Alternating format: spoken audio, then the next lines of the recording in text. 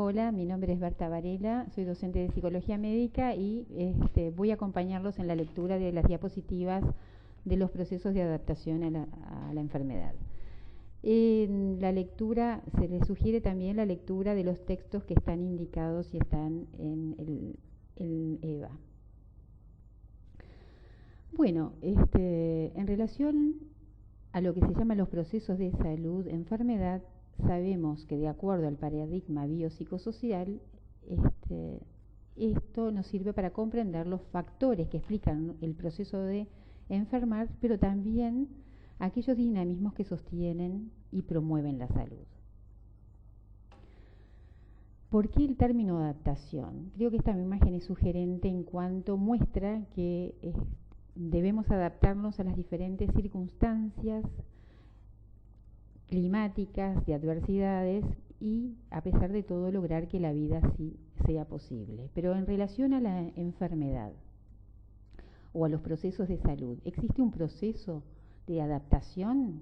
¿Un proceso único que se adapte a todas las enfermedades? ¿Único, incambiable? Es lo mismo la adaptación a una enfermedad crónica, no importa cuál sea esta, hipertensión, asma, cáncer o una incapacidad permanente, por ejemplo la ceguera, o serán procesos distintos. Quizás esta es una pregunta que queda formulada y no del todo contestada y a través de la experiencia clínica de ustedes podrán ir respondiéndosela. Cuando hablamos de adaptación o proceso de adaptación tenemos que tener claro que es un proceso que es subjetivo, depende de la percepción y la evaluación de cada uno, que es complejo porque atiende a varias variables y es singular, es siempre una respuesta propia, única de cada persona. Y en relación a esto, cada paciente, cada persona va a afrontar un particular grupo de circunstancias dentro del contexto de una historia personal única. La enfermedad surge dentro de una historia, un ciclo, y dentro de un contexto de circunstancias de la persona. Entonces, para poder entender la repercusión o la importancia personal, hay que situarla en ese contexto, en el contexto de la biografía del individuo. Habíamos comentado que al hablar de adaptación hablamos de que es una medida multidimensional y además de ser multidimensional es subjetiva, porque puede haber una discrepancia entre la opinión del médico, si el paciente está adaptado o no, o la percepción que tiene el paciente. El enfermar, el estar enfermo, el diagnóstico de una enfermedad, es uno de los eventos estresantes mayores. Si ustedes recuerdan la escala de eventos estresantes de Holmes y Rahe, encontrarán que el diagnóstico de una enfermedad crónica tiene una puntuación mayor dentro de todos los sucesos vitales estresantes. Uno de los mayores es la muerte de un familiar, pero el diagnóstico de una enfermedad crónica puntúa dentro de los mayores también.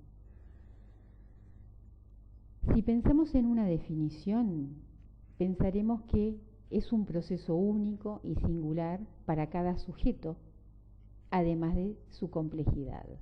Surge como respuesta, la adaptación es una respuesta al diagnóstico. Uno puede tener una enfermedad crónica y no ser diagnosticada, la mayor parte de los hipertensos así lo son. Pero el proceso adaptativo surge una vez que comienzan los síntomas o hay un diagnóstico o cambios funcionales, pero también los cambios psicológicos y sociales que ocurren con el comienzo y experiencia de vivir con una enfermedad crónica, una disabilidad o los tratamientos relacionados. Hablamos de proceso, podríamos hablar del resultado del proceso, pero vamos a hablar del proceso hacia una variedad de objetivos a los cuales la persona deberá adaptarse. Es subjetivo, es la respuesta personal a la perturbación producida por la enfermedad en diferentes dominios de la vida. Por ejemplo, en lo laboral, en lo vocacional, puede tener repercusiones y esas repercusiones requerirán una adaptación. Decíamos que era un constructo multidimensional porque abarca lo psicológico, lo biológico en primer término, lo psicológico, lo social, lo espiritual, la calidad de vida, la sexualidad. resulta de una evaluación subjetiva y tiene repercusiones también en las relaciones interpersonales. La evaluación se hace de forma multidimensional. Una buena medida de los procesos adaptativos son las medidas de calidad de vida, que también tienen una construcción multidimensional. ¿Qué incide en la adaptación? Si uno los reúne en grupos, en grandes grupos, tenemos que las variables más influyentes en la adaptación serán las variables sociodemográficas, las relacionadas con la propia enfermedad.